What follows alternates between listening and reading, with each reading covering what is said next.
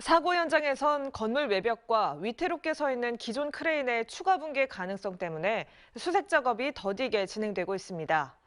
그런데 MBC가 확보한 자료에 따르면 사고 이후 건물 상층부의 흔들거림이 날이 갈수록 심해지고 있는 것으로 확인됐습니다. 전문가들은 현재까진 비교적 안정적이라면서도 상황이 급변할 가능성에 대비해야 한다고 지적하고 있습니다. 우종훈 기자가 단독 취재했습니다. 사고 이후 가장 우려됐던 건물 외벽의 추가 붕괴 가능성에 대해 시공사와 국토교통부는 크게 우려할 수준은 아니라고 판단했습니다. 옹벽 계측 결과는 마이너스 32mm에서 플러스 24mm로 플러스 마이너스 45mm를 기준으로 삼고 플러스 45mm가 벗어났을 때는 작업 상황에 대해서 다시 논의할 예정입니다. 건물의 흔들림 정도를 측정한 결과 안전한 기준 범위 안에 있다는 겁니다. 그런데 사고 이후 건물 상층부의 흔들림 정도가 날이 갈수록 증가하고 있다는 보고서를 MBC가 단독 입수했습니다.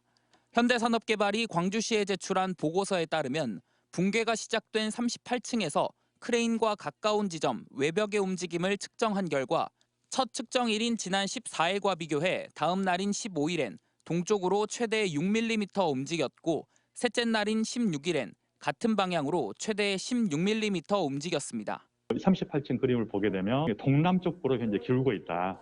이걸 알 수 있는 현재 그래프예요. 현재까지는 당국이 정한 기준 안에서 상태를 유지하고 있는 것으로 보이지만 앞으로가 문제입니다. 전문가들은 건물의 흔들림이 점점 더 심해지고 있는 데다 바람과 중장비의 하중까지 가해지면 위험천만한 상황이 발생할 수도 있다고 지적했습니다. 시간에 따라서 계속 변화를 이제 보이고 있는데 어떤 그 수치가 탁 올라가게 되면 그때는 상당히 이제 위험성이 있어서 이제 대피를 하게끔. 위태롭게 기울어 있는 기존 타워 크레인의 해체 작업도 더디게 진행되고 있습니다. 타워 크레인을 해체할 작업자들조차 높은 위험이 뒤따르는 현장 투입을 꺼리고 있는 것으로 알려졌습니다. 그쪽은 일반 전문적으로 하시는 분들인데 자기들도 위험하니까 손 털고 간 거지. 그래서 이번에 내가 한 3번째 투입 온 줄 알고 있어요. 크레인 해체가 끝나야 건물 외벽에 대한 보강 작업을 진행할 수 있습니다.